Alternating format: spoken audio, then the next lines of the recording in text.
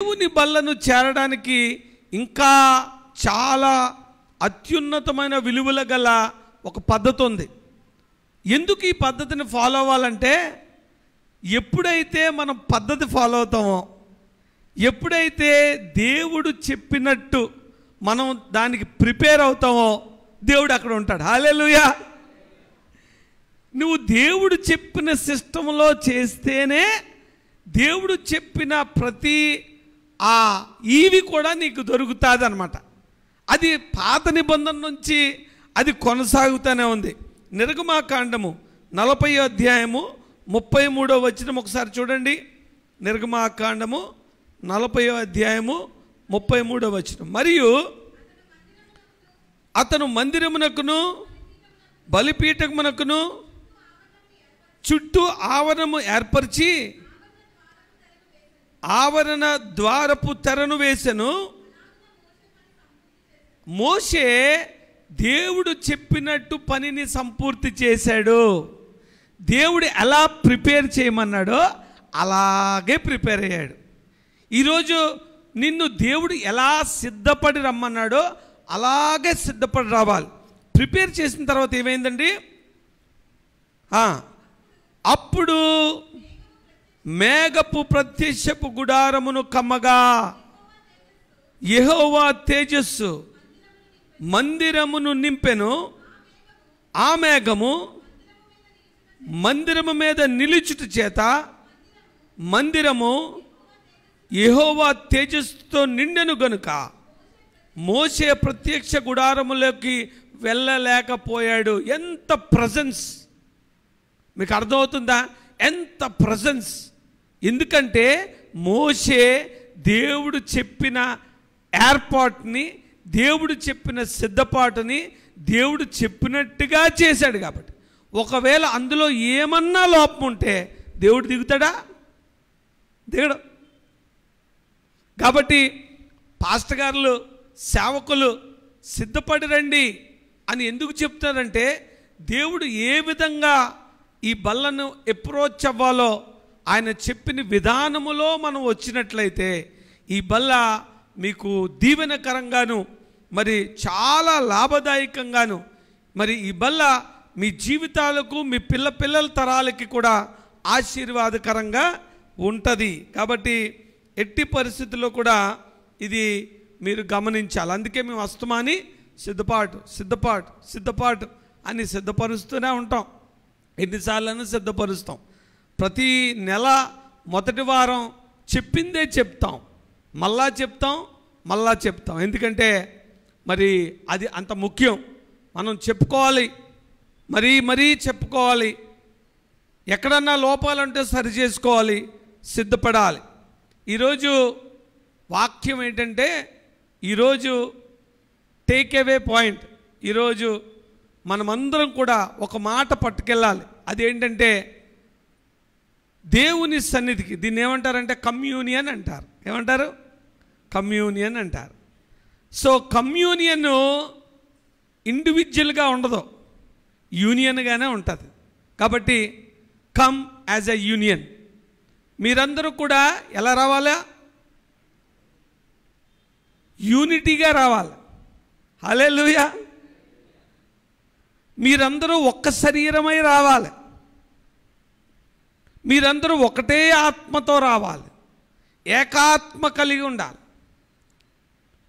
మీ అందరిలో కూడా ప్రేమ నింపబడి ఉండాలి. ఒకరి ఎడల ఒకరు బాధ్యత కలిగి ఉండాలి. ఒకరి కన్నీరు నీ కన్నీరై ఉండాలి, ఒకరి సంతోషం నీ సంతోషమై ఉండాలి. ఆ విధంగా సంఘమంతా కలిసి వస్తేనే దాన్ని కమ్యూనియన్ అంటారు. కాబట్టి కమ్యూనియన్కి please come as a union అని ఈరోజు ఆ మాటను మీరు గుర్తు చేసుకోవాలి. చాలా సంఘాల్లో దేవుని కృపను బట్టి మన సంఘం నిజంగానే ఒకరి కన్నీరు ఒకరి కన్నీరుగా, ఒకరి సంతోషం ఇంకొక సంతోషంగా. ఎందుకంటే రూపాంతర పరిచర్యే చాలా కఠినమైన మరి ఆ రోడ్డు గుండా, ఆ దారి గుండా వెళ్తుంది. ఎంతో కన్నీరు, ఎంతో సంతోషం చూసాం, దేవుని గొప్ప కార్యాలు చూసాం. అలాగే మరి చాలా భయంకరమైన దేవుని శిక్షణ కూడా చూసాం. నిన్నటి దినాన మరి యాకోబు గారు జోసెఫ్ గారు ఇంటికి వచ్చారు, నేను అక్కడికి వెళ్ళాను, ప్రసన్నమ్మ గారు వచ్చారు, ప్రార్థన చేశాం. ఎంత భయంకరమైన స్థితి! కుమారుడు మరి కోల్పోయిన ఆ యాకోబు గారు కన్నీరు వర్ణనాతీతం. చాలా కష్టమే, చాలా బాధే.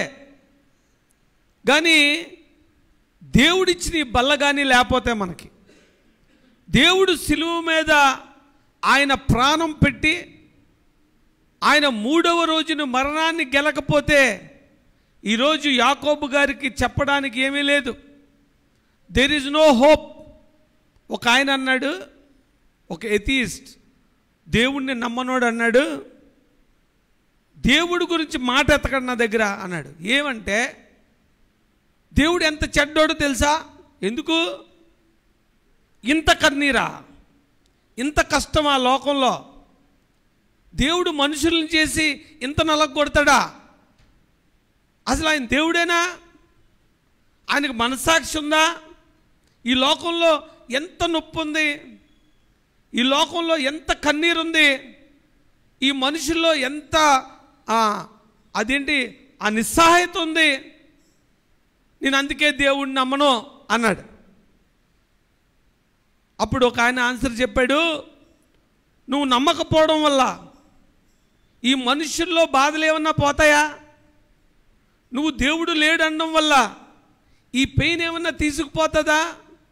నువ్వు నిజంగానే ఈ దేవుడు కఠినాత్ముడు నువ్వు అనుకుంటే ఈ మనుషులకున్న ప్రాబ్లమ్స్ అన్నిటికీ నువ్వేమన్నా సొల్యూషన్ చెప్పగలుగుతావా అంటే లేదు అని చెప్పాడు. కాబట్టి అప్పుడు చెప్పాడు ఆయన, ఈ పెయిన్కి, ఈ కన్నీరుకి, ఈ మరణానికి, ఈ ఎడబాటుకి ఒకే ఒక ఆయన సొల్యూషన్. ఆయన ఎవరు తెలుసా? యేసుక్రీస్తు ప్రభు. ఆయనే నిజమైన దేవుడు. హల్లెలూయా. ఎందుకంటే దేవుడు మనుష్యుల్ని చేసినప్పుడు మరణాన్ని పెట్టలేదు. దేవుడు ఆదామును అవ్వను చేసినప్పుడు మరణాన్ని పెట్టలేదు. నువ్వు ఈ పండు తిన్న దినమున నిశ్చయముగా నీవు చచ్చెదవు. చాలాసార్లు చెప్తాను, ఈ సిమ్ని యాక్టివేట్ చేసినాడు ఎవడు? ఈ సిమ్ మొబైల్ వేసుకొని యాక్టివేట్ చేసినాడు ఎవడు? ఈ మరణాన్ని యాక్టివేట్ చేసినాడు ఎవడు? మనిషే, ఆదామే. ఏదైతే తినొద్దన్నాడో అది తిని దేవుడు ఏదైతే కూడదనుకున్నాడో దాన్ని యాక్టివేట్ చేసింది ఆదామే. కాబట్టి ఎవడు డీయాక్టివేట్ చేస్తాడు? ఎవడైతే దేవుడో, ఎవరైతే ఈ మరణాన్ని కుండా వెళ్ళకూడదని ఆశించాడో, ఏ దేవుడైతే మనుషుల్ని ప్రేమించి ఈ మనుషులతోనే సహవాసం చేయాలని ఆశపడ్డాడో అదే దేవుడు మానవ రూపంలో వచ్చి మొదటి ఆదాము యాక్టివేట్ చేసిన ఆ మరణాన్ని సిలువలో డీయాక్టివేట్ చేశాడు. హల్లెలూయా. గట్టిగా చప్పట్లు కొట్టి దేవునికి స్తుతులు చెప్దామా? ఈరోజు యాకోబుకున్న ఆ ఆశ ఏంటి తెలుసండి? ఆ నిరీక్షణ ఏంటి తెలుసా?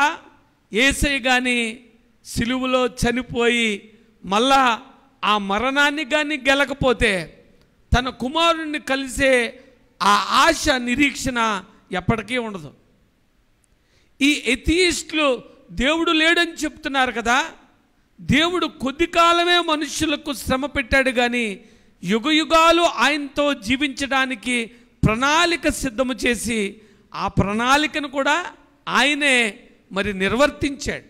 కాబట్టి ఈ బల్ల ఎంత ఉత్కృష్టమైనదంటే, ఈ లోకంలో మనులన్నీ మాణిక్యాలన్నీ పోగేసిన అంటారు కదా, ఈ సముద్రపు ఇసుక రేణువులన్నీ బంగారాలుగా మార్చేసిన ఆ వెలతో కూడా ఈ బల్లను నువ్వు కొనలేవు.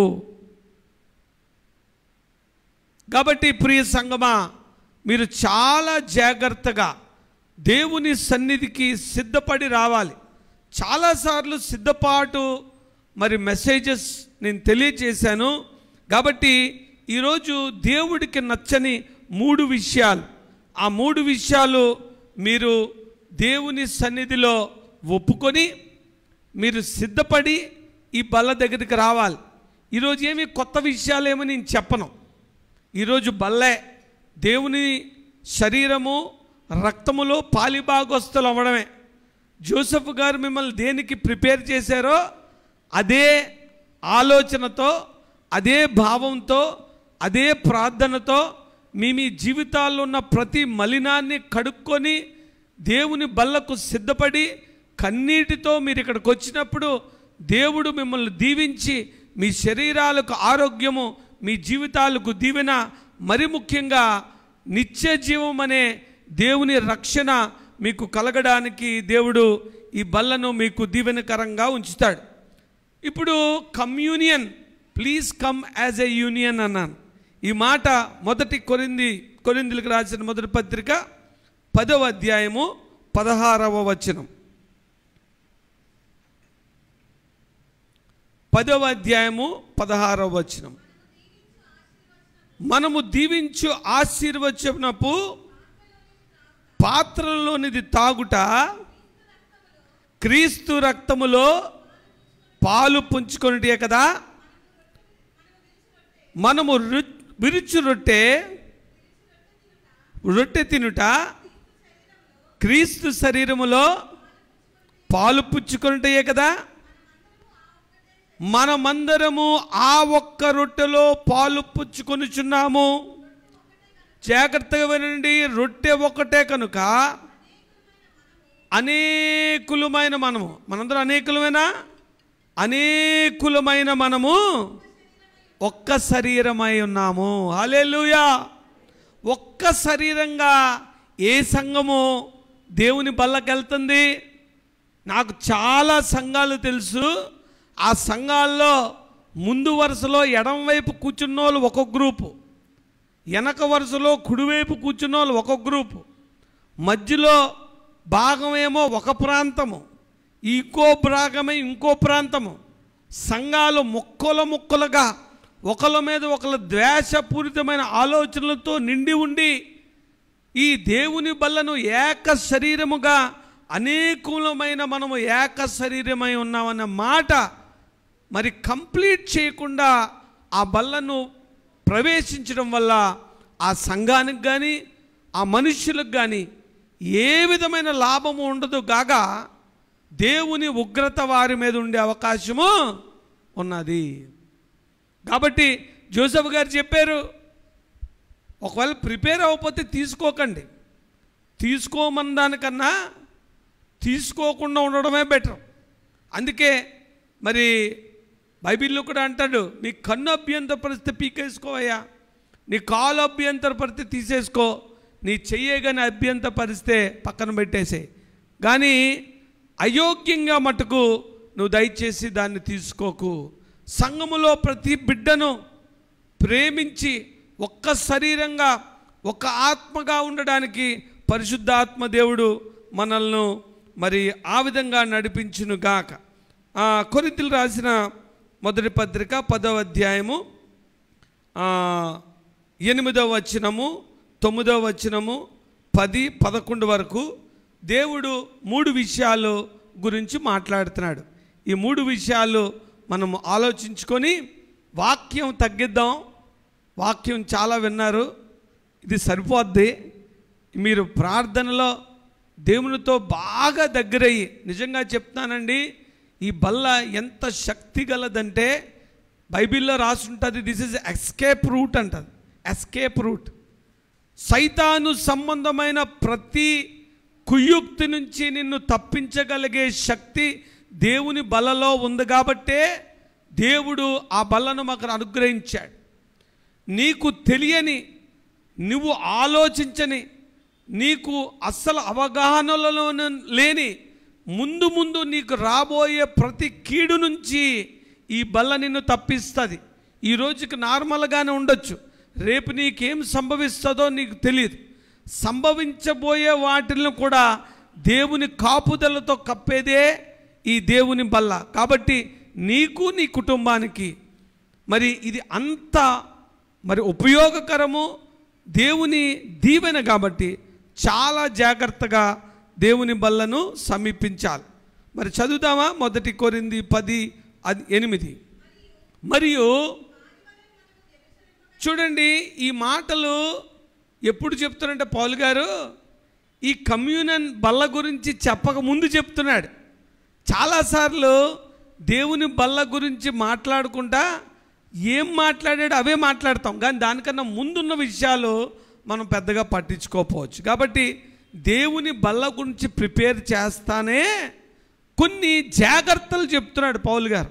అదేంటంటే, మరియు వారి వలె మనము వ్యభిచరింపకయుందుము, వారిలో కొందరు వ్యభిచరించినందున ఒక్క దినముననే 23,000 మంది కూలిపోయారట. ఇశ్రాయేలీయులు వ్యభిచరించడం వల్ల 23,000 మంది కూలిపోయారట అని మొదటి హెచ్చరిక మనకి తెలియచేస్తున్నాడు. దాని గురించి ఇశ్రాయేలీయుల పరిస్థితి ఏంటంటే, ఇశ్రాయేలు బయల్బేరుతో కలిసినందున వారి మీద యెహోవా కోపము రగిలెను. ఇశ్రాయేలు ఏం చేశారంటే అన్యులతో సాంగత్యం చేశారు. ఒక మాట కరాఖండిగా ఎవరేమనుకున్నా మరి అది కాన్స్టిట్యూషనలా అన్కాన్స్టిట్యూషనల్ మనకు అనవసరం. ఇది ఖచ్చితం. ఏంటంటే దేవుడు విగ్రహారాధన ఒప్పుకోడు. హల్లెలూయా. విగ్రహానికి దండం పెట్టమంటే అవసరమైతే చచ్చిపోతాం కానీ దండం పెట్టం. షడ్రక్ మెషక్ అబేద్నెగోలు అగ్నిగుండంలో వెళ్ళిపోవడానికి ఇష్టపడ్డారు కానీ విగ్రహాన్ని మొక్కడానికి ఇష్టపడలే. దేవుడికి అస్సలు నచ్చనిది, మొట్టమొదట దేవుడికి అసహించుకునేది, కోపం రగిల్చేవి 3 ఉన్నాయి. అందులో మొదటిది ఏంటి? విగ్రహారాధన. అందులో ఏముంటుందంటే మొట్టమొదటిగా అన్యులతో సాంగత్యం ఉంటుంది, అన్య స్త్రీలతో సాంగత్యం ఉంటుంది. ఆ సాంగత్యం ఎక్కడికి పట్టుకెళ్తుంది? ఎక్కడికి పట్టుకెళ్తుంది అంటే విగ్రహారాధనకు పట్టుకెళ్తుంది. ఈ సంఖ్యాకాండంలో మరి దేవుడు ఎందుకు 25,000 మంది 24,000 మంది తెగులు చేత చనిపోయారు? కోపం దేవుడికి ఎంత రగిలిపోయిందంటే, ఇదిగో నువ్వు వెళ్ళి ఆ విగ్రహాలకు మొక్కుతావా? అవి కళ్ళుండి చూడవు, చెవులుండి వినవు, నోరుండి మాట్లాడవు. విగ్రహారాధనకు దేవుడికి హేయమైనది. ఇది ఫిజికల్గా విగ్రహారాధన మేమేం చేయట్లేదండి అంటే అనేకులు చెప్తారు. దేవుడి నుంచి నిన్ను వేరుపరిచే ఏదైనా విగ్రహారాధనే. హల్లెలూయా. ఏది వేరుపరుస్తుంది? మొబైల్ ఫోన్లో రీల్సా, టీవీలో సీరియల్సా, లేకపోతే నీకు ఏదైతే దేవుని సమయాన్ని దొంగిలించి నీ దగ్గర నుంచి పట్టుకెళ్ళిపోతుందో అది నీకు విగ్రహము. అటువంటి విగ్రహారాధన కానీ నువ్వు చేసినట్లయితే దేవుని కోపము ఇశ్రాయేలు మీద రగులుకొనెను. 24,000 మంది ఆ తెగులు చేత చనిపోయారు. కాబట్టి ఈరోజు మన జీవితాల్లో ఉన్న ప్రతి విగ్రహాన్ని బయట పెట్టేయాలా? నేనేం విగ్రహారాధన చేయట్లేదంటే ఇది మీకు చాలా తెలిసిన మెసేజే. నేను కొత్తగా ఐన్స్టైన్ లాగా ఏమీ చెప్పట్లేదు. మీ జీవితాల్లో ఏది విగ్రహమో మీకే తెలుసు. కొంతమందికి చాలా విచిత్రమైన విగ్రహాలు ఉంటాయి. ఆ విగ్రహాలని మీకే తెలుస్తాయి. అందుకే మరి కమ్యూనియన్లో ఏం చెప్తాడంటే నిన్ను నువ్వు పరీక్షించుకోమంటాడు. ఎవడొక వాడు పరీక్షించుకోవాలి. ఇది నేను నిన్ను పరీక్షించేది కాదు, నీకు నువ్వు పరీక్షించేది. నువ్వు సైలెంట్గా ఒంటరిగా ఉన్నప్పుడు నువ్వు ఎవడవో ఆడే అసలు నువ్వు. ఒంటరిగా నువ్వు ఉన్నప్పుడు ఎవరో ఆమె అసలు నువ్వు అని బైబిల్ తెలియజేస్తుంది. చాలామంది చెప్తారు. కొంతమందికి విచిత్రమైన విగ్రహాలు ఉంటాయి. గాసిపింగ్ విగ్రహం ఉంటుంది. ఎవడోడు గురించి ఏదో ఒకటి మాట్లాడకపోతే రోజు తీరదాలకి. కొంతమందికి ఏదైనా నెగిటివ్ న్యూస్ విచిత్రం అన్నమాట. నెగిటివ్ న్యూస్ వింటే తెలియని తృప్తి వస్తుంది. అలా కావాలని నేను చూడరు, తెలియని తృప్తి. నేను కొంచెం విచిత్రమైనవి చెప్తున్నా. మీకు తెలుసా, నెట్ టీవీ పెట్టుకొని పలానా యాక్సిడెంట్లో 20 మంది చచ్చిపోయారంటే అదే ఉదయం సాయంత్రం వరకు వేస్తారు. ఎక్కడో బాంబు బ్లాస్ట్ అయిందంటే అదే. వాళ్ళకి నెగిటివ్ న్యూస్ వినడం అనేది తెలియని తృప్తినిస్తుంది. పేపర్లో ఎవడు చచ్చిపోయాడు, ఎక్కడ యాక్సిడెంట్లు అయినాయి, అవి చదువుతారు డీటెయిల్డ్గా. అదొక భయంకరమైన విగ్రహం. కొంతమందికి ఫ్రెండ్షిప్ అనేది చాలా భయంకరమైన విగ్రహం. ఫ్రెండ్షిప్లో నో చెప్పలేకపోవడం అనే బలహీనత మనుషుల్ని నాశనానికి నడిపిస్తా. నో చెప్పలేరు, అంతవరకు వెళ్తారు. మనసులో ఉంటుంది, నేను దేవుణ్ణి నమ్ముకున్నానండి అని చెప్పలేరు. ఇది నాకొద్దు అని చెప్పలేరు. అదేమనుకుంటాడో నిర్ముఖమాటంగా కాదు, నో చెప్పలేకపోవడం కొంతమందికి విగ్రహం. అదే దేవుడి నుంచి అతన్ని చాలా దూరంగా పట్టుకెళ్తుంది. ఎంత దూరంగా పట్టుకెళ్తుంది అనుకుంటున్నారు? మీరు ఊహించని గోతిలోనికి పట్టుకెళ్ళిపోద్ది అది. చాలామంది జీవితాలు యవనస్తులను చూశాను, వీడు చాలా మంచోడే, నలుగురు ఎదవలు ఉంటారు, రా వెళ్దాం సరదా కూర్చుందాం అంటాడు. ఆ సరదా కూర్చోవడం వీళ్ళందరికన్నా పనికిమాలను డీడైపోతాడు ఫైనల్గా. వాళ్ళందరూ బాగానే ఉంటారు, వాళ్ళకి లిమిట్ తెలుస్తుంది, వాళ్ళు చదివేసుకుంటారు, ఈ పనికిమాలిన పనులు చేస్తారు, కానీ ఇటు మొత్తం వదిలేసుకొని నాశనం అయిపోతాడు ఇటు. కొంతమందికి అందం అనే విగ్రహం ఉంటుంది. నేను ఎలా కనిపిస్తున్నాను అనే ఒక కాన్షియస్నెస్ ఎప్పుడూ ఉంటుంది. ఇంక ఏమన్నా చేయనియండి, ఏ పరిస్థితుల్లో అయినా దేవుని వాక్యాన్ని కూడా సరిగ్గా వినలేరు, ప్రార్థన కూడా సరిగ్గా చేసుకోలేరు. బెల్ల కొడితే ప్రార్థన చేసుకున్నప్పుడు ఎవడొచ్చారో వచ్చేటప్పటికి నేను బాగున్నానా లేదా, తలుపు తీసేమో అంతవరకు ప్రార్థనలో ఉంటారు. విచిత్రమైన విగ్రహాలు. కాబట్టి చాలా జాగ్రత్తగా ఉండండి. దానికన్నా డైరెక్ట్గా విగ్రహాలు ఉంటే అది తీసేయండి. ఎందుకంటే అది ఏం చేస్తుంది, దేవుడికి రోషం పుట్టిస్తుంది. గబగబ్బా లోపలికి వెళ్ళి తల దూకొని వచ్చి తలుపు తీసేవాళ్ళు ఎంతమంది? చాలామంది ఉంటారు.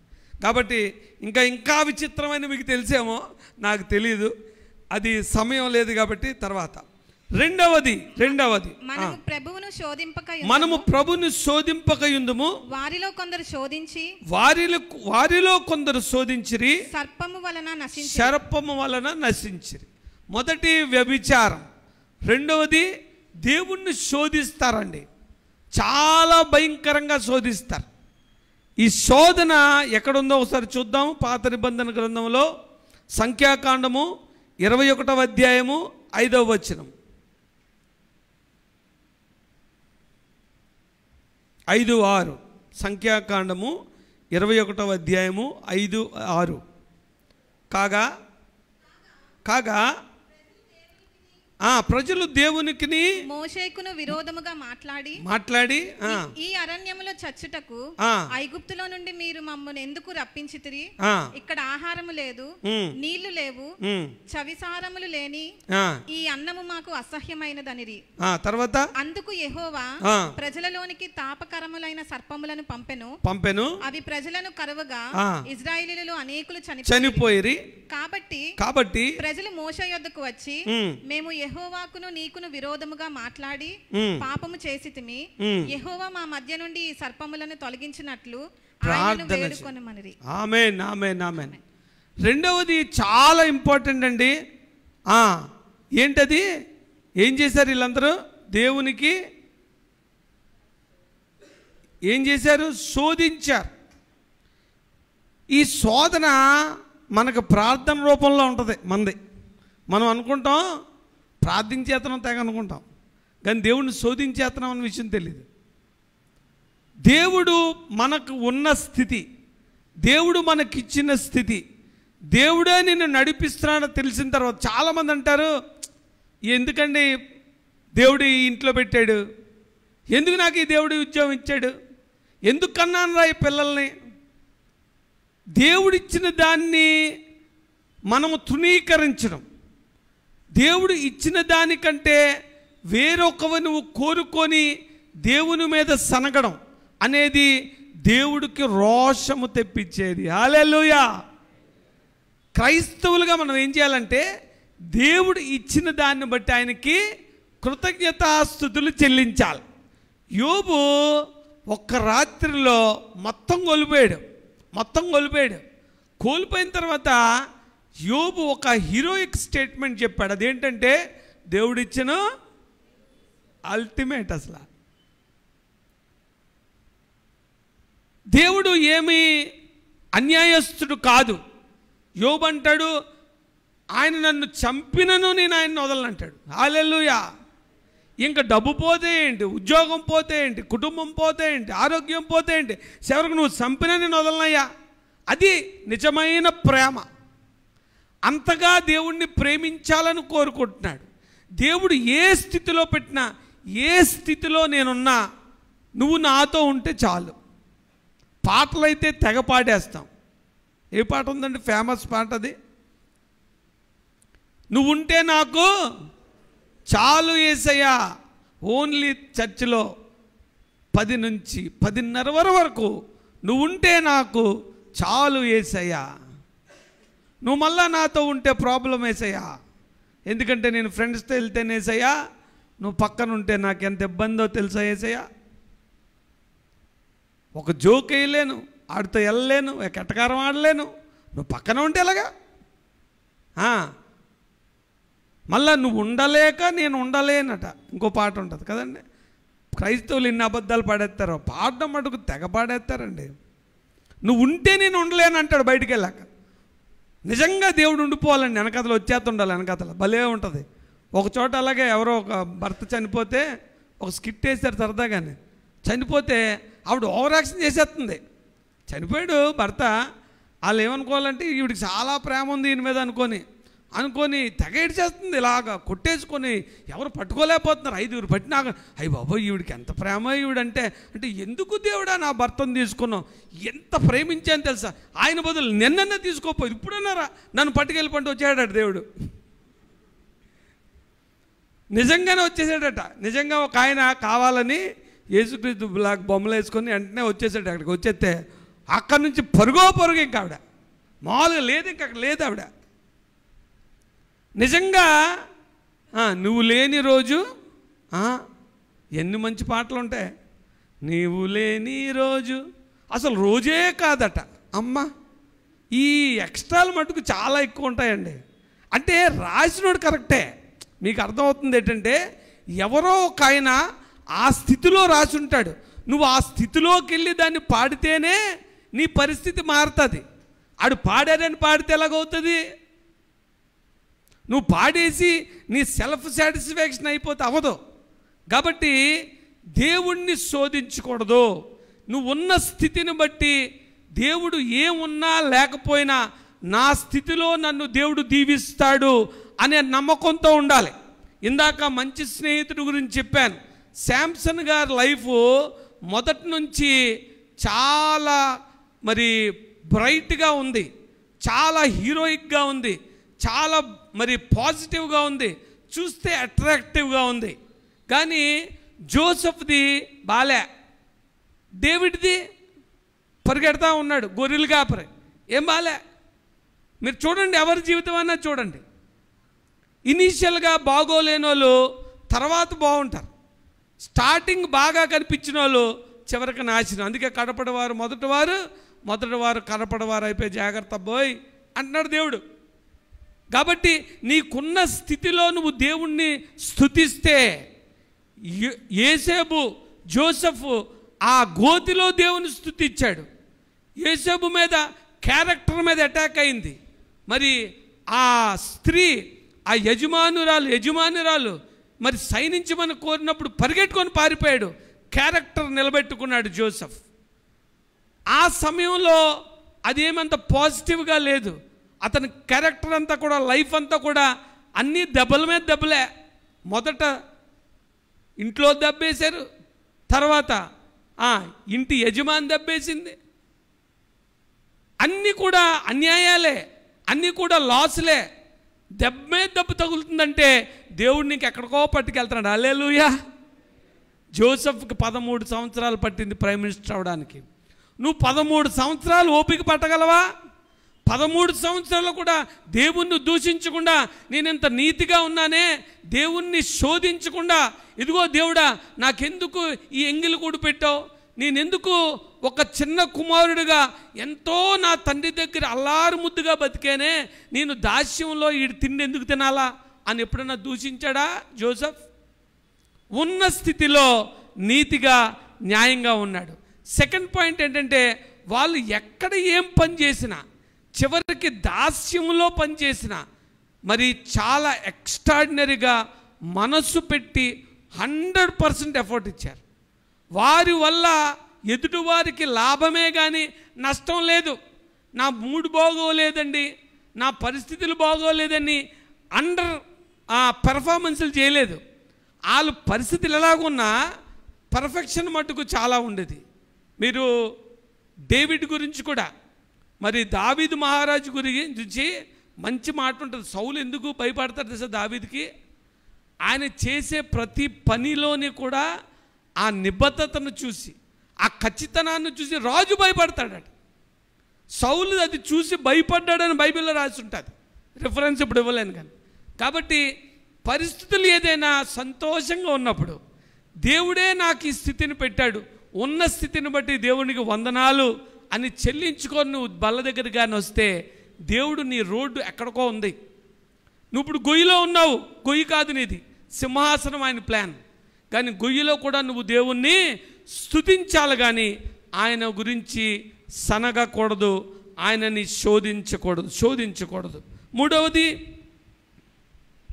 10, మీరు సనగకుడి, వారు కొందరు సనిగి సంహారకుని చేత నశించిరి. ఆగండి, ఇప్పుడు ఇశ్రాయేలీలు 3 చెప్తాను. ఒకటేంటంటే వ్యభిచారం. దేవుని నుంచి నువ్వు పక్కన పట్టుకెళ్ళింది ప్రతిది కూడా వ్యభిచారమే. ఒకవేళ అటువంటి వ్యభిచార సంబంధమైన విషయాలుంటే ఈరోజు నువ్వు ప్రార్థన చేసుకొని, నాయనా అవి వదిలేయడానికి నాకు సహాయం చేసని ఈ దేవుని బల్లకి రండి. రెండవది, నువ్వు ఉన్న స్థితిని బట్టి నువ్వు సంతోషంగా లేకపోతే ఈరోజే దేవుడికి చెప్పండి, ఇదిగో దేవుడా నాకున్న స్థితిని బట్టి నేను స్తుతిస్తున్నాను, నువ్వు నా జీవితంలో గొప్ప కార్యము చేస్తావని నమ్ముతున్నాను అని దేవుని బల్లకు రండి. దేవుడు జోసెఫ్ని ఎలాగైతే గోతి నుంచి సింహాసనం మీద కూర్చోపెట్టాడో ఆ విధంగా మిమ్మల్ని మీ కుటుంబాలని దీవిస్తాడు. మూడవది, సనగొద్దు అంటున్నాడు. చూడండి, సనగొద్దు అనడానికి దేవుడు ఒక మంచి, మరి సంఖ్యాకాండము 16వ అధ్యాయము 41వ వచనం. ఎక్కడ సనిగారు చూద్దాం. మరునాడు ఇశ్రాయేలీయుల సర్వ సమాజము మోషే అహరోనులకు విరోధంగా సనిగారట. చాలా మంది పాస్టర్ గారిని కూడా సనుగుతారు, సేవకుల మీద సనుగుతారు, అంతకన్నా ముందు దేవుడి మీద సనుగుతారు. మీరు యెహోవా ప్రజలను చంపితురని చెప్పి సమాజము మోషే అహరోనులకు విరోధముగా కూడెను. 44 చదవమ్మా. యెహోవా మీరు ఈ సమాజము మధ్య నుండి తొలగిపోవుడి. ఎంత కోపం వచ్చింది తెలుసండి దేవుడికి, ఎంత కోపం వస్తుంది సార్. ఎట్టి పరిస్థితుల్లో సేవకుల మీద కానీ దేవుడి మీద కానీ సనుక్కోవద్దు. అవసరమైతే కామైపోండి. నేను కూడా చాలాసార్లు చాలా విషయాల్లో ఉద్రేకం వస్తుంది, కానీ ఎట్టి పరిస్థితుల్లో కూడా మరి దేవుని మీద కానీ దేవుని బిడ్డల మీద సనకూడదు. సనిగితే దేవుడు అన్నాడు సార్, సింపుల్గా మామూలుగా జనరల్గా చెప్పాలంటే, మనం 10 మంది ఉన్నాం అనుకో, ఇప్పుడు అది ఆ ప్రేమ అక్కడ కూర్చున్నాడు, అమ్మగారు కూర్చున్నారు, వాళ్ళిద్దరి మీద సనిగామనుకో, దేవుడు అంటే మీ ఇద్దరు రండి వాళ్ళ సంగతి చూసేస్తాను అన్నాడు అనమాట. ఇలా తప్పుకో వేసేస్తానన్నాడు. అది సింపుల్గా ఏంటంటే, అరే ఇలా తప్పుకోండి వేసేస్తానన్నాడు. కోపం వస్తుంది చూసా, మన పిల్లల్ని ఇలా పక్కన పెట్టి లాగిపెట్టి కొడతాం కదా, అది సేమ్ సీన్ ఇక్కడ. ఆయన ఏమంటున్నాడంటే, క్షణంలోనే నేను వారిని నశింపచేయుదును, క్షణంలోనే లేపేస్తాను, ఇవి తప్పుకో ఒకసారి, అవసరమైతే ఎత్తి ఇక్కడ పెట్టి లాగిపెట్టి కొడతాడు అనమాట. అంత కోపం వచ్చింది. దేనికి? సనుక్కుంటే. చాలామంది సేవకుల మీద సనుగుతారు, పల్నాది ఎప్పుడు రాలేదు, వాళ్ళకైతే వెళ్ళారు, వీళ్ళకి రాలేదు, చాలా రకరకాల సనుగులు ఉంటాయి అన్నమాట. కానీ సనక్కూడదు. దేవుని సేవకుల మీద సనగడం అన్నిటికన్నా ముఖ్యం. దేవుని మీద సనిగితే ఎంత కోపం వస్తుందంటే దేవుడు ఆ టైంలో ఏమనుకుంటాడంటే అసలు ఇశ్రాయేల్ అందరిని తీసేసి కొత్తగా ఒకరు తయారు చేసేద్దాం అనుకుంటాను. కెపాసిటీ ఉంది కదా, మొత్తం కొత్త రేస్ని నాకు కావాల్సిన వాళ్ళని తయారు చేసుకుంటాను అనుకుంటాడు. అప్పుడు ఇమ్మీడియట్గా తర్వాత ఏం జరుగుతుందమ్మా? అప్పుడు మోషే నీవు ధూపార్తిని తీసుకొని బలిపీఠపు నిప్పులతో పరిగెట్టరా బాబు అన్నాడు. కంగారు అడిపోయాడు మోషే. ఈయన కోపానికి కంగారు అడిపోయాడు. సేవకుల పాత్ర ఇదే. సంఘంలో చాలామంది బిడ్డలు గురించి మేము చేసే ఆర్తనాదాలు ఇదే. సేవకుడు కన్నీరు ఇదే. ఎప్పుడైతే ఆ విధమైన పరిస్థితి వచ్చిందో, దేవుడు ఉగ్రత వస్తుందని తెలిసిపోయిందో, మోషే కంగారు అడిపోతున్నాడు. ఏమన్నాడు? నీవు ధూపార్తిని తీసుకొని పరిగెట్టు, పీఠపు నిప్పులతో నింపి ధూపము వేసి వేగముగా సమాజమునొద్దకు వెళ్ళి వారి నిమిత్తము ప్రాయశ్చిత్తము చేయుము. కోపము యెహోవా సన్నిధి నుండి బయలుదేరెను, తెగులు మొదలు పెట్టెనని అహరోనుతో చెప్పగా మోషే చెప్పినట్లు అహరోను వాటిని తీసుకొని పరిగెట్టాడు. సమాజము మధ్యకు పరిగెత్తిపోయినప్పుడు తెగులు జనులలో నుండి మొదలుపెట్టి కాగా అతడు ధూపము వేసి ఆ జనుల నిమిత్తము ప్రాయశ్చిత్తం చేశాడు. ఆ మధ్యలో నిలబడ్డాడు. ఇటు చచ్చిపోయిన వాళ్ళకి చచ్చిపోయిన వాళ్ళకి మధ్యలో నిలబట్టి పరిగెట్టుకొని వెళ్ళి, సేవకుడు బాధంటే పరిగెట్టుకొని, నువ్వు సేవకుడి మీదే అలుగుతావు, సేవకుడినే తిట్టుకుంటావు, సేవకుడి మీదే బాణాలు వేస్తావు, తోటాలు వేస్తావు. కానీ అదే సేవకుడు పరిగెట్టుకొని వెళ్ళి మధ్యలో నిలబడి, దేవుడా నాయన ఇదే సేవకుని పని, అందుకే సేవకుడిని ఎంచుకుంటాడు. ఆ విధంగా ప్రార్థించలేని సేవకుడు నీ మీద వ్యతిరేకంగా మాట్లాడితే ఆయన ఒకలాగా, పాజిటివ్గా మాట్లాడితే ఒకలాగా కాదు. నీ మీద సనిగినా కూడా దేవుని ఉగ్రత భలేగా వచ్చిందిలే, సేవకుడిని అన్నావు కదా దేవుడు చూసేసాడు అనేవాడు సేవకుడు కాదు. ఎప్పుడైతే సేవకుల మీద సనిగారో, దేవుడు కోపం రగిలిందో, పరిగెట్టుకెళ్ళి ఎవరైతే వాళ్ళని ఇదిగో నీ వల్లే మేము నశించిపోయామన్నారో వాళ్ళు బతకడానికి సేవకుడు ధూపార్పణ చేసి బలి అర్పించి వారి కోసం వేడుకున్నప్పుడు దేవుడు కాచాడు. కాబట్టి 3 విషయాలు. ఒకటి ఏంటది? వ్యభిచారం. రెండవది శోధించడం. మూడవది సనగడం. ఈ 3 కూడా చాలా చిన్నగా ఉంటాయి, చాలా సింపుల్గా ఉంటాయి. మనం పెద్ద పెద్ద వెళ్ళి బార్ షాపుల్లో కూర్చి బీర్లేం కొట్టక్కర్లేదు. లేకపోతే వెళ్ళి 10 మందితో వ్యభిచారం చేయక్కర్లేదు. లేకపోతే ఎవరి దగ్గరికి వెళ్ళి ₹1,00,000 అన్యాయంగా సంపాదించక్కర్లేదు. ఈ చిన్న విషయాలు దేవుడికి ఎంత కోపం తెప్పించాయో, ఎంతమందిని దేవుడు నాశనం చేశాడో, దీనిని బట్టి మనం జాగ్రత్తగా ఉండాలని బైబిల్ చదువుతుంది. చివరిగా ఒక మాట, చాలా ఇంపార్టెంట్ మాట. చివరిగా 1 కొరింథీ 10వ అధ్యాయము 21వ వచనం. ఇది మీరు చేయకూడదు, చేయడానికి వీల్లేదు, ఇది జరగకూడదు, జరిగితే చాలా డేంజరు.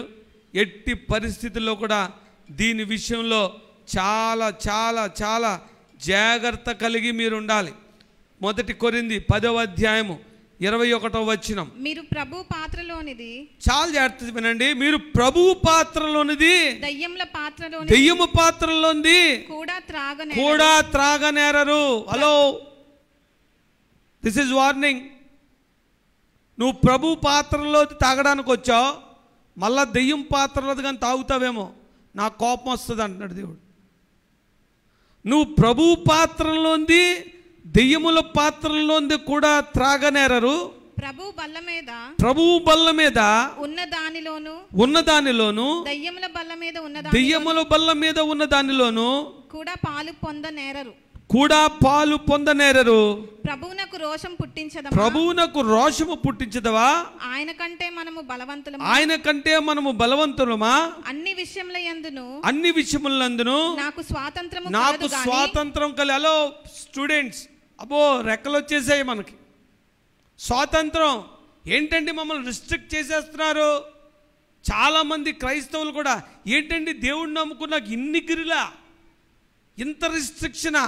ఒక మాట్లాడాలంటే రిస్ట్రిక్షను, ఒకరితో కలాలంటే రిస్ట్రిక్షను అంటారు. నాకు అన్ని విషయములలో నాకు స్వాతంత్రము కలదు, కానీ అన్నీ చేయదగినవి కావు. మరి ఇంకా అన్నిటి యందు నాకు స్వాతంత్రం కలదు, అన్నిటి యందు నీకు స్వాతంత్రం ఉంది.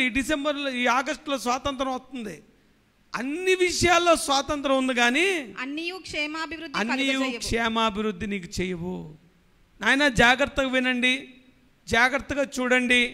ముందు విషయాలు, 3 విషయాల గురించి కూడా, మరి వ్యభిచారము, దాని తర్వాత సనుగుడా, శోధించడం, సనుగుడు, ఈ 3 విషయాలు చెప్తా.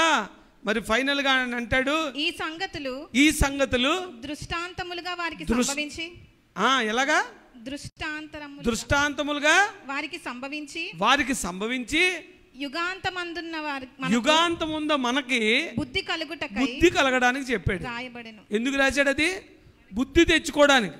స్టోరీలా చదువుకొని చక్కగా ఏదో పారాయణంలా వినడానికి కాదు, బుద్ధి తెచ్చుకోవడానికి.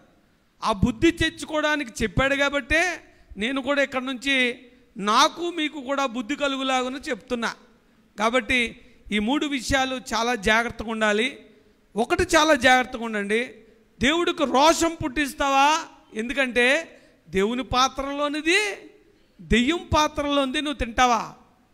ఒకసారి నువ్వు పవిత్రమైన దేవుని పాత్రలో తిన్నాక అపవిత్రమైన దేంట్లో కూడా నువ్వు పాలు పొందడానికి వీలు లేదు. ఒకవేళ ఆ విధంగా జరిగినట్లయితే దేవుడు కోపం వస్తుంది. కాబట్టి చాలా జాగ్రత్తగా ఈ కమ్యూనియన్ సండే రోజున మరి చాలామంది సిద్ధపడి రావాలి అని అంటారు. అయితే మానవులుగా మనకు బలహీనతలు ఉంటాయి, మానవులుగా మనం పడిపోతూ ఉంటాం. దేవుడికి మన లిమిటేషన్ తెలుసు. ఈ లిమిటేషన్ని ఎలా ప్రాసెస్ చెప్పడం బాగా చెప్పారండి, చెప్పడం చాలా బాగుంది. కబుర్లు మీరెంతన్నా చెప్తారు, చేతి చూపండి చూద్దాం అంటాడు. ఒక ఆయన అన్నాడు, ఒక మంచి గ్లౌజ్ తెచ్చాడు. గ్లౌజ్, ఆ గ్లౌజ్తో వేడి విషయాలు కూడా పట్టుకోవచ్చు అనమాట. Strong gloves. ఒక ఐరన్ రాడ్ ఉంది, దాన్ని బాగా వేడి చేశారు. ఆ రాడ్ని దేంతో పట్టుకోవాలా? చేత్తో పట్టుకుంటారా? ఆ గ్లౌజ్తో పట్టుకోవాలి. ఆ గ్లౌజ్ ఎటువంటి గ్లౌజ్ అంటే కాలదనమాట. నువ్వు గ్లౌజ్ లాంటోడివి. అయితే ఆయన అన్నాడు, గ్లౌజ్ దేనికి? ఆ వేడి పాత్రను పట్టుకోవడానికి.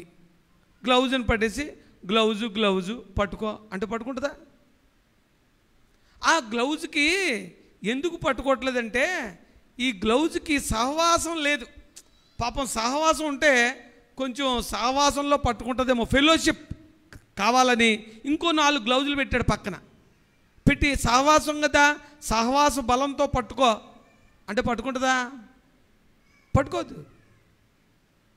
మన జీవితాలు కూడా అటువంటి గ్లౌజులు లాంటియే. నీ మట్టుకు నువ్వు ఇవి చేయడం చాలా కష్టం, కానీ ప్రయత్నించాలి. ఎలాగా? ఆ గ్లౌజ్లో ఉన్న అన్ని వేళల్లో దేవుని చెయ్య అందులోకి వెళ్ళాలా. పరిశుద్ధాత్మ దేవుడు నీ జీవితం అనే గ్లౌజులోకి ఎంతగా వెళ్తాడో అప్పుడు ఆ చెయ్యి ఆ గ్లౌజును పట్టుకొని ఆ వేడి పాత్రను పట్టుకొని కావాల్సిన పని చేస్తుంది. కాబట్టి ఇవన్నీ నేను చేయలేనంటే చేయగలము ఎప్పుడంటే పరిశుద్ధాత్మ దేవుడు నీ జీవితంలో ఆవరించినప్పుడు దేవుడు చాలా బలమైన కార్యాలు, శూర కార్యాలు దేవుడు చేయిస్తాడు. అందరూ బలహీనులే. దావీదు బలహీనుడు కాదా? మనుషులందరూ కూడా బలహీనులే. దేవునికి మనుషుల బలహీనతలు బాగా తెలుసు. అందుకే పరిశుద్ధాత్మను మేము పంపుతున్నాను, అది మీకు ప్రయోజనకరం అన్నాడు. ఈరోజు ఆ ప్రయోజనకరమైన పరిశుద్ధాత్మను నువ్వు తీసుకున్నప్పుడు ఈ లోకంలో ఉన్న ఆనందాలన్నిటికంటే దేవుడు గీసిన గిరిలో ఉండడం నీకు సంతోషంగా ఉంటుంది. కాబట్టి అటువంటి ఆలోచన కలిగి ఈరోజు దేవుని బల్లను మీరు చేరడానికి ప్రయత్నించండి. కళ్ళు మూసుకోండి, చిన్న ప్రార్థన చేద్దాం.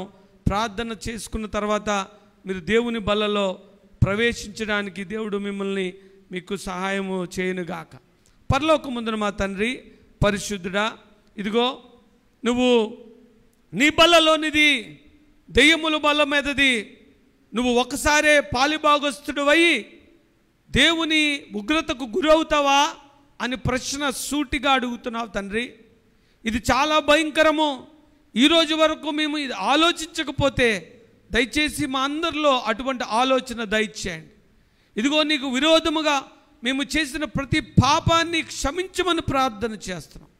పరిశుద్ధాత్మ దేవుడా, నువ్వు కానీ సహాయం చేయకపోతే, నువ్వు మా తోడుగా ఉండకపోతే, నువ్వు మాతో రాకపోతే మేము ఇటువంటి బలలో పాల్గొనడము, దానికి మేము యోగ్యులుగా అవడం అసంభవము తండ్రి. నాయన, ఈ క్షణమందే తల వంచిన ప్రతి బిడ్డ మీద నీ పరిశుద్ధాత్మను ఆవరించమని ప్రార్థన చేస్తున్నాం. నీ ఆత్మ చేత సంధించి ప్రతి జీవితంలో ఉన్న చీకటిని పటాపంచలు చేసి ఇదిగో ఆ జీవితాన్ని నీ ఆత్మ చేత నింపి నడిపించమని ప్రార్థన చేస్తున్నాం. ఇదిగో వారి జీవితంలో పరిశుద్ధాత్మ దేవుడా ప్రతి పాపమును ఒప్పించి ఇదిగో నీ యోగ్యమైన ఇదిగో నీ బల్లకు నాయనా నువ్వు మా కోసము, మా పాపాల కోసం, ఇదిగో మా కుళ్ళిన ఈ శరీరాల కోసము, ఈ మట్టి ముద్ద కోసము నాయనా నువ్వు మహిమలో చేర్చాలని నువ్వే ఇదిగో ఈ లోకానికి వచ్చి ఇదిగో మా బదులుగా నువ్వు సిలువనెక్కి ఇదిగో మాకు పడవలసిన ఆ ముళ్ళ కంచెను అదిగో ఆ ముళ్ళ కిరీటాన్ని నువ్వు పెట్టుకొని ఇదిగో నీ వీపులు చారలుగా దున్నబడి నీ రక్తములో ప్రతి బొట్టును నువ్వు కార్చి ఇదిగో నా పాపాన్ని పరిహరించి సిలువ మీదకి ఎక్కి ఇదిగో మరణమా నీ ముల్లెక్కడ, మరణమా నీ విజయం ఎక్కడని చెప్పి మరణము మీద మాకు జయమునిచ్చి ఈ లోకములో సమస్తాన్ని నేను జయించాను, మీరు భయపడకండి అని మాకు ముందుగా నువ్వు నిలబడిన విధానం బట్టి నీకు వందనాలు నాయన. 3వ దినమున నువ్వు పునరుద్ధానుడివై లెగిచ్చి ఇదిగో మా అందరికీ కూడా నిత్య జీవం అనే గొప్ప భాగ్యాన్ని దయచేసినందుకు వందనాలు. ఇదిగో ఈ లోకములో మా ప్రయాణము చాలా కొద్దిది, ఇదిగో ఈ దారిలో మళ్ళా మేము ఇంకా రాము అని నీ బైబిల్ తెలియజేస్తుంది. ఇది వన్ వే ట్రాఫిక్ నాయన. కొద్ది సమయమే, కొద్ది కాలమే, అధిక ఆయుష్ని ఎడ్ల 70 సంవత్సరాలు 80 సంవత్సరాలు తర్వాత మరి వ్యర్థమే, ఆయాసమే అని చెప్పావు. కాబట్టి ఈ లోక సంబంధమైన విషయాల కోసము మేము రెపరెపలాడకుండా ఇదిగో నిత్యము నీతో జీవించి ఇదిగో మా కుటుంబం అంతా నేనును నా ఇంటి వారును యెహోవాను సేవింతుమని నాయన యుగయుములు నీతో నా కుటుంబముతో ఇదిగో నాకున్న సమస్తముతో నేనేదైతే కోల్పోయాననుకున్నానో ఆ ప్రతీది కూడా నువ్వు అత్యధికంగా ఇదిగో మరి ఎప్పటెప్పటికీ యుగయుగములు నాకు ఉండులాగున నువ్వు చేయగలిగే దేవునికి మేము ప్రణామములు చెప్పుకుంటూ ప్రార్థన చేసుకుంటూ తల వంచిన ప్రతి బిడ్డను ఆ విధంగా దీవించమని ఇదిగో ఈ బలలో పాల్గొంటున్న ప్రతి బిడ్డ ఇదిగో నీ శరీరము ఇదిగో నువ్వు పొందిన దెబ్బల వల్ల మాకు స్వస్థత అని నువ్వు చెప్పిన మాటను బట్టి ఈ క్షణము ఈరోజు ఈ బలలో ఇదిగో నీ శరీరాన్ని తీసుకుంటున్న ప్రతి బిడ్డ తల నుంచి అరికాలు వరకు నాయన గొప్ప స్వస్థత చేత ముట్టమని ప్రార్థిస్తున్నాం నాయన. నీ రక్తాన్ని బట్టి నాయన ప్రతి జీవిత పాపాన్ని కడిగి ఇదిగో వారికి నిత్య జీవము రక్షణ భాగ్యము దయచేయమని ఈ చిన్న ప్రార్థన మా ప్రభువు రక్షకుడైన యేసు నామములో అతి వినయముగా అడిగి వేడుకొంచున్నాం తండ్రి. ఆమేన్, ఆమేన్.